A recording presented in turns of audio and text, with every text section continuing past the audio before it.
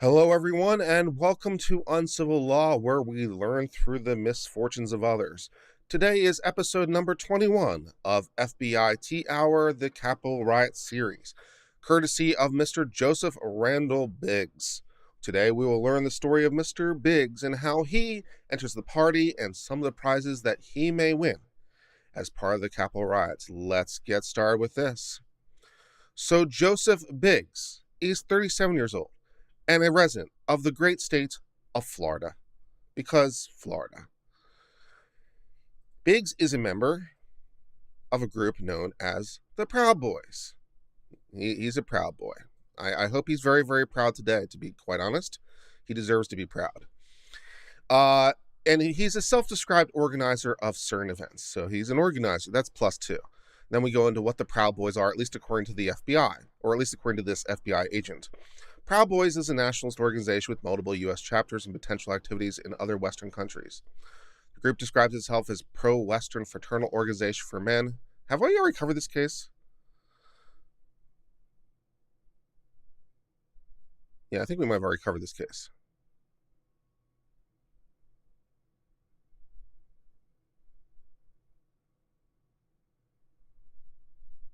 I'm not sure if we did or not.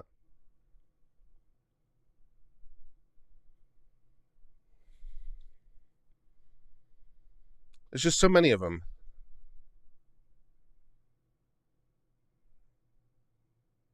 I don't think so. I don't remember these. Did we cover this? I think we might have covered this. Let me double check before we get deep into this. I think we might have covered Biggs. If so, we'll just end this one and we'll start another one.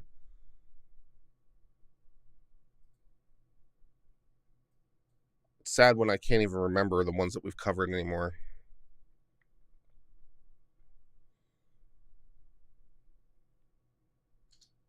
I have to start double checking my history to see which ones I have and have not covered. Sorry for the delay, guys. I just can't remember what we have and have not covered because there's so much of it. There's so much tea, it's hard to remember what you've done.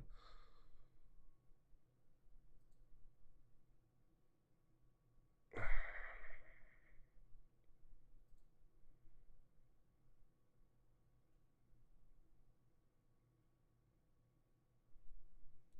can't.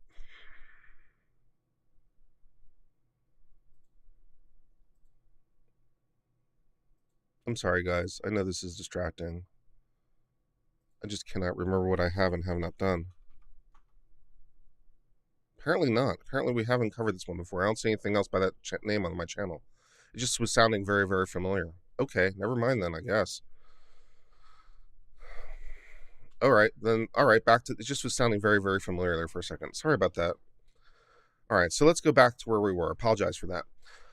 Proud Boys is a nationalist organization with multiple U.S. chapters and potential activity in other Western countries. The group describes itself as a pro-Western fraternal organization for men who refuse to apologize for creating the modern world, aka Western chauvinists. Proud Boy members routinely attend rallies, protests, and other First Amendments events, which are certain members of sometimes engage in acts of violence against individuals who they perceive as threats to their values. The group has initiation members for new members, including a taking of an oath. Proud Boy members often wear colors of yellow and black and other apparel adorned with Proud Boy logos and emblems, which I guess makes it super easy for us to identify them, so I get that. That's a nice thing, too. All right, so on or about November the 14th of 2020, the Million MAGA March was held in Washington, D.C. The Million MAGA March was a widely attended demonstration in Washington, D.C., which organized as peaceful exercise of demonstrators' First Amendment rights with respect to the 2020 election. So, see, we can have peaceful assemblies. That's fine. Less fine with the non-peaceful version. Members of the Proud Boy attended the demonstration wearing their yellow and black color scheme because they liked looking like bumblebees or something, and other emblems and logos associated with the group. On December the 12th, a similar demonstration took place in Washington. The December demonstration, like the Million MAGA March, the December demonstration was organized as a peaceful First Amendment demonstration. And one focused demonstration was a protest against the vote. Certain Proud Boys were the emblems and logos. So we're trying to show a couple things by this. We're trying to show their ability to organize. We're trying to show how they dress and how identify themselves, which makes it, we're using this as evidence, or we're about to use this as evidence to suggest that this person is part of this movement, right? So we're looking to past events and we're describing past events and how they organize and how they dress and then what they wear and things like that as a lead-in to the Capitol riot. So if you're wondering why they're mentioning it, we're doing it for a couple reasons. First, we're showing that they're a group that's organized enough in some sense to be able to get together and hold events, and that they know how to do so peacefully, and so that they know, so that's them. We're also showing how they dress, how they affiliate, how they organize, that they are organized enough to be able to pull things like that off. So it's going to show that this person who's involved in this is part of this group and how they're organized, and show that this was organized. So they're going to show it as part of a pattern to help identify this particular person. So that's why they're mentioning this stuff. All right, so now we're going to talk about the communications relating to January the 6th. Beginning as early as December 2020, public communications from Proud Boy organizers, including Biggs, encouraged members of the Proud Boys to attend the January 6, 2021 demonstration in Washington, D.C. As described in more detail below, such communications including messages sent by the current chairman of the Proud Boys, Enrique Tarrio. For example, on December 29th, Tarrio posted a message on social media site Parler about the demonstration that was planned for the 6th. Among other things, Tarrio announced the Proud Boys would turn out in record numbers on the 6th, but this time with a twist. We will not be wearing our traditional black and yellow, so it's showing maybe an attempt to conceal who they are. We will be incognito, and we will spread across downtown DC in smaller teams. And that we're using the word teams, right? So we're thinking conspiracy. We're looking at an organization. We're turning out. We're joining together in teams, potentially showing conspiracy either for the group as a whole or for the individual teams, right? That we're organized, showing our affiliation. And who knows, we might dress in all black for the occasion. I believe the statement about dressing in all black is a reference to dressing like the group known as Antifa, who the Proud Boys have identified as an enemy of the movement and are often depicted in the media wearing all black to demonstrations. So basically they're false flagging themselves or something. They're false flagging. So, or I don't know if that's exactly their intent, but that's basically the end of it. It's like, we normally dress in this color scheme, but we're going to dress in the color scheme most commonly associated with Antifa. I'm not sure if we're trying to make Antifa look bad or whatever, but now it makes it harder to figure out who's doing what, I guess. So maybe the Proud Boys are now part of Antifa? I don't know. But also, I'm wearing black, and that has nothing to do with Antifa. Also, I'm not dressed as a bumblebee, so, yeah. Anyways, let's read on some more. On the same day, Biggs posted a similar message to his followers on Parler, which he stated, among other things, "We will not be attending DC in colors. We'll be blending in as one of you. You will not see us. You'll even think we are you. We're going to smell like you, move like you, and look like you. The only thing we'll do that's us is think like us." What's the difference, man? January 6th is going to be effort. I understood that Biggs was directing these statements at Antifa. So Biggs is saying, we're going to purposefully try to make ourselves look like Antifa. Okay, that's all right. Separately, Biggs has described the Proud Boy efforts in general to plan for demonstrations and events by the Proud Boys. In an interview that was purportedly taped in December of 2020 and posted online around January the 3rd, Biggs described how he, as an organizer of the events, set about planning them. So tell us more about how you organize your things. Okay, great. Biggs explained the following. When we set out to do an event, we go, all right, what is our main objective? And the first thing we discuss, we take 3 months to plan the event, and we go, what is our main objective? And then we plan around that to achieve that main objective, that goal that we want. It's good to have goals in life, man. I've studied the video footage and still footage of January 6th incursion in the Capitol and have identified an individual in them as Biggs through a comparison of those images to photographs and videos of Biggs that are widely available online. So we're able to identify him from his many, many social media photographs. That's always helpful.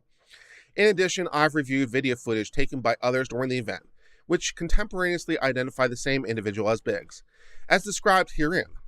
The individuals and the images and video footage I've reviewed, as well as other facts gathered in this organization, establish that Biggs did aid, abet, counsel, command, induce, or procure others to unlawfully enter the Capitol by means of destruction of federal property. Did unlawfully enter or remain in the Capitol as a direct result of the destruction of that property, and did corruptly obstruct the official proceedings underway in the Capitol. On January the 6th, an individual I've identified as Biggs, and a group of people who hold themselves out as Proud Boys, was depicted on the east side of the U.S. Capitol building, consistent with directives. So again, we're thinking about commands, we're thinking about aiding, abetting, encouraging, right? And you can get responsible for all the things that your group does potentially as part of the conspiracy. So we're thinking about some elevation of charges. We're also thinking about sedition and stuff like that, because we've got active encouragement to engage in an unlawful act for the purposes of disrupting the U.S. government and so forth and so on. So this is the strongest candidate we've seen yet in our FBIT hour for a potential sedition charge. So we're at least thinking in that vein. Consistent with the directives issued by the organizers to show that they actually, so again, this is going to show that they follow his orders. Right? He's giving orders and he's following orders. He has command and control. He's giving directives, they're following the directives. So it's going to show his organization, going to show that he's leading, he's the leader of the conspiracy. And that's why we're mentioning this kind of stuff. The members of the Proud Boys, including Torrio and Biggs, none of the men were wearing the Proud Boy colors of black and yellow, but instead dressed incognito. Indeed, Biggs was wearing glasses and a dark knit hat. Is dressed in blue and a gray plaid shirt. And then we've got the picture that I put as the thumbnail for this thing, because we need to have thumbnails to start distinguishing these people. And we got Biggs right up here in the center left with Angry Grandpa with the beard. We got Angry Grandpa here who looks, I don't know, like he's from the Northeast or something, with the plaid shirt and the knit cap and stuff, and the black Buddy Holly kind of glasses, screaming into the void with his black gloves. He's right at the front of this photo, man. Who's Biggs? The guy right in the front of he's the most prominent guy in the photo. That would be Biggs. Okay, great. Biggs was identified as in a video taken by a man purported to be a member of the Proud Boys. This person gave an interview to ABC Action News, How Thoughtful, talking to the media, which was published online on January the 6th of 2021. As part of the interview, Person A shared footage that Person A claims was taken on the 6th, and this person and others were participating in the demonstration. In a version of the interview posted online, this person can be heard saying, "Yeah, that's Joe Biggs, that's Rufio." Or is it Rufio? Rufio.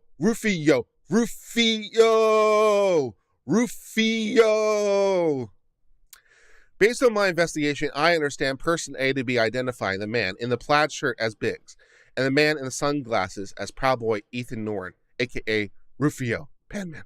Very exciting. So now we got Rufio and Biggs together. We got a Biggs and we got a Rufio with the sunglasses, looking all mysterious with his black sunglasses, looking on, giving this wonderful interview to the ABC News. How thoughtful.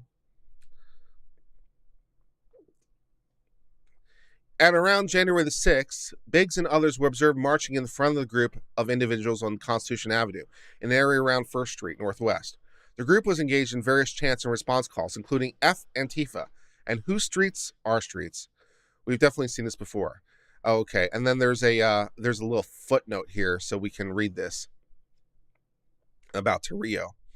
On December the 13th of 2020, Torrio and other persons dressed in Proud Boy colors and emblems destroyed a Black Lives Matter banner displayed in a church in Washington, D.C. Torrio was arrested pursuant to an arrest warrant and charged in D.C. on January the 4th. So Torrio never actually made it to the protest. The leader of the Proud Boys never made it. How sad. Because on a prior occasion, he took a banner from a church and he destroyed it. So an arrest warrant was sworn out for Torrio. So when he came back to D.C. on the 4th, they arrested him for the prior arson, or was it arson? I think it was, but the prior destruction of private property. As part of the conditions of his release, Torrio was ordered to stay away from the entire District of Columbia, including the events of the 6th. As the writing of this warrant, Torrio's criminal case is still pending. However, Torrio has admitted through various platforms that he's responsible for this banner's destruction. So yeah, Torrio never quite made it to the party. How very sad for the leader of the Proud Boys, because of the prior destruction of the stuff from the church by destroying the Black Lives Matter banner. So, good times. Hello, Nate the lawyer. Nice to have you here, as always.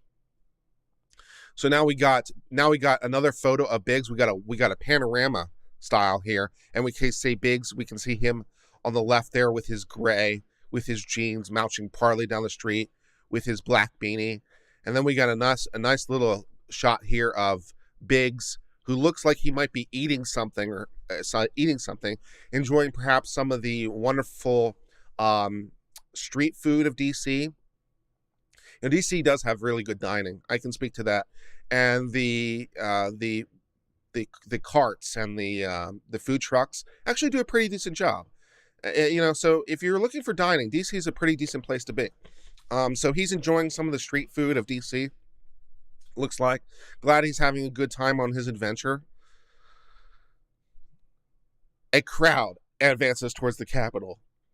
The U.S. Capitol is secured. Okay, so now they're talking about the joint proceedings. Okay. Shortly before 1 o'clock, a large crowd gathered near the pedestrian entrance to the Capitol grounds on First Street. The entrance was secured by a small number of U.S. Capitol Police who stood behind a waist-high metal barrier. By the way, just as a matter of an aside, I will be on with Nate the lawyer tonight at 9 o'clock Eastern Time, 8 p.m. Central, for our regular weekly meeting, which I missed last week because I was an idiot. But we will be on tonight talking about tea and law and all kinds of stuff. So I believe we're on Nate's channel tonight. So check that out, and that will be a lot of fun. And as always, remember to check out Nate the Lawyer because he's another great creator. So looking forward to that, as always, 9 Eastern, 8 Central. And so now we see the crowd gathering at the barriers. We see some Confederate flag. It looks like a Confederate flag beanie this guy is wearing. Yeah, that looks like a knit hat to me. So this guy's wearing a Confederate flag beanie. Okay. That's a thing.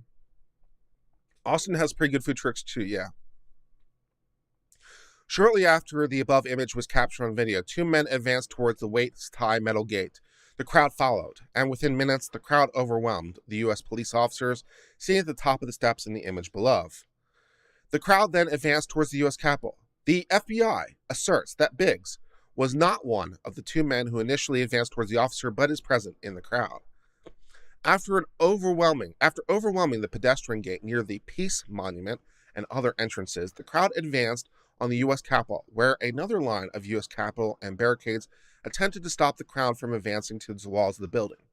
Additional people continued to arrive until what I estimate to be thousands of people had gathered in front of the Capitol on the west side.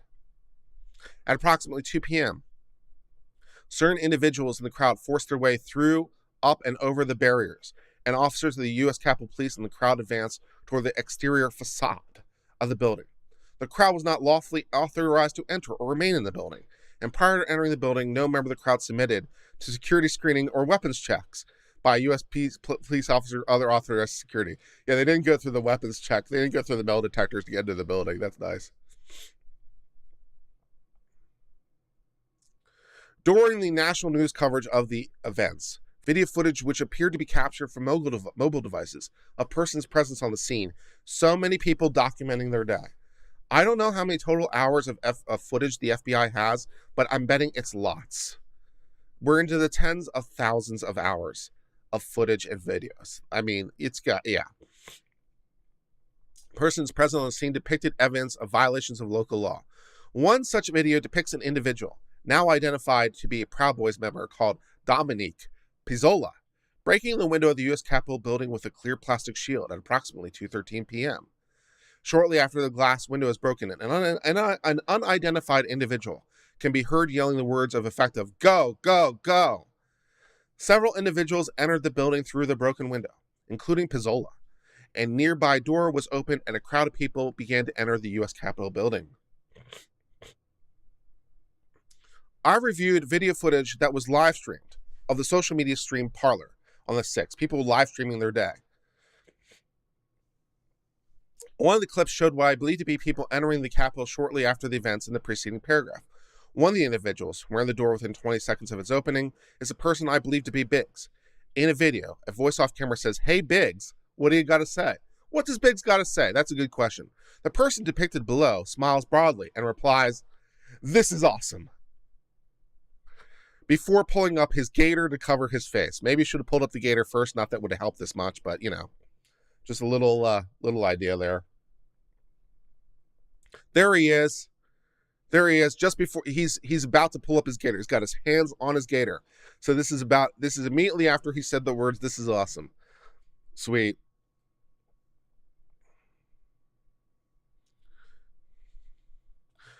The FBI has reviewed additional footage from the events of inside the U.S. Capitol. In one event, Pizzola appears to have what I appear to be an earpiece or communication device in his right ear. So now they're suggesting there was actual real-time communication between the participants. Now, what they're listening to or what not, who knows? So is it an earpiece that is a closed link? Are they listening to radio chatter? Are they listening to Huey Lewis in the news? Who knows? But at least now might be a suggestion that perhaps they were in real-time communication with each other. Even more fun. So I don't know if that's true or not, but at least we have something to suggest perchance.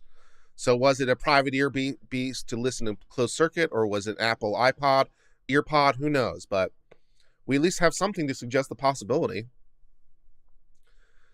In my experience, such a device could be used to receive communications from others in real time. The FBI also notes that multiple individuals were photographed or depicted on video with earpieces. So maybe they were all listening to Huey Lewis in the news. Or maybe instead they were in real-time communication with each other. We'll find out, I suppose, including other individuals believed to be associated with the Proud Boys. If you're looking for evidence of a conspiracy, an agreement between two or more people, them all wearing earpieces is a pretty big clue. They might be involved in a conspiracy. There might be an agreement between two or more people, and at least one overt act by one of them in furtherance of the conspiracy. Some suggestion a conspiracy might be afoot. Lest we leap to conclusions or anything, But there does seem to be some mild suggestion that there is perchance a conspiracy from them all wearing earpieces. Maybe they all just really love that Spotify life, but maybe not. For instance, in a picture of the Proud Boys referenced above, an individual who's part of the group is wearing a very similar earpiece. What a weird coincidence. I'm sure it has nothing to do with each other. It's just a weird chance. And then we got a picture of another guy who's wearing this earpiece.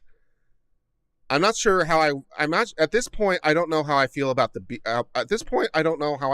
having a beard now, because the Proud Boys, they're all wearing beards, and I feel implicated or something. So I'm looking at these guys with their beards, and I'm like, I'm not sure how I'm feeling about the beard of myself right now. Okay, well, we'll debate that another time. The FBI has also identified certain Proud Boys at the U.S. Capitol who appear to have walkie-talkie style communications. Whatever could they be talking about? For instance, in the picture of the Proud Boys referenced above, both Biggs and the individual next to him appear to have such a device on their chest. I'm sure that it has nothing to do with being able to talk with each other in real time. This isn't evidence of a conspiracy. They're all wearing earpieces and what appear to be walkie-talkies on their chest. I'm sure it's just the fashion of the time. It's just a fashion statement. They're not really using them, and it's just a weird coincidence. Every time I'm in DC, I can't help but there's someone on the street who's just hawking earpieces and chest mics, man. You got the people selling the shirts. You got the people selling the food. And I cannot tell you the number of times I've been in DC and someone has come up to me seemingly out of the blue and said, hey, you want to really fit in DC, why don't you get yourself an earpiece and a mic? I'm like, no, I'm just not into the earpiece and mic today, man. Come on, man. It's a cheap dice. They're everywhere. It's just everywhere in DC. It's the fashion of the time, don't you know? On or about January the 18th of 2021, Biggs spoke with agents of the FBI.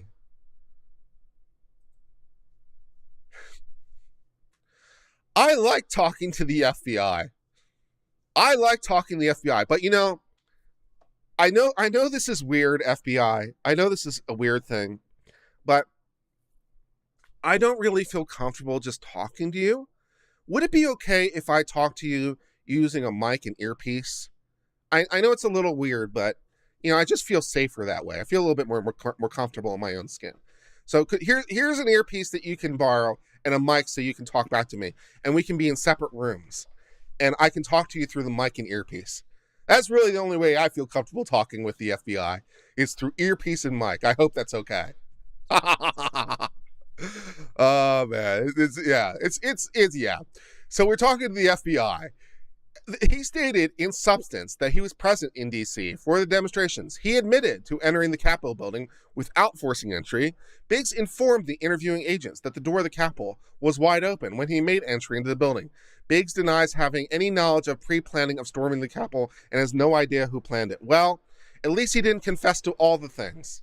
So we got that going for him. He didn't confess to the organization and all the rest of it. So the FBI will actually have to try to prove something. So he was half clever. He confessed to being there, but he denied organizing it. So that's okay. I'm sure one of the many other people who were involved in this plan will be more than happy to confess to their role and will be more than happy to describe the things that Biggs did and did not do. He's a little shy. Again, the FBI missed a trick. It just goes to show you the FBI is not perfect. The FBI missed a trick. They should have realized that he only likes to talk with earpieces and mics. That was the problem, man. He was willing to talk to the FBI, but the FBI missed something. And we're not perfect, man. So, maybe next time. Pursuant to the foregoing, the FBI claims that there's probable cause to believe the following things occurred. We believe that they might have obstructed, influenced, or impeded an official proceeding in violation of law. We believe that they might have entered the building. We believe that they might have entered particular rooms of the building. And we might believe that they've engaged in disorderly conduct pursuant to there too. So great. So that's the end of Mr. Biggs' edition of the FBI. Mr. Big over here not having a great day. So I don't know. We'll learn a little bit more about that later. But if you're enjoying this stream, as always, please remember to give it a like. Even if you don't like it, give it a like anyway. Why not? If you're not a member already, you can join for 99 cents a month. And if you're not a subscriber, please hit the subscribe button. It really helps the channel grow. Until later, my friends, cheers and goodbye.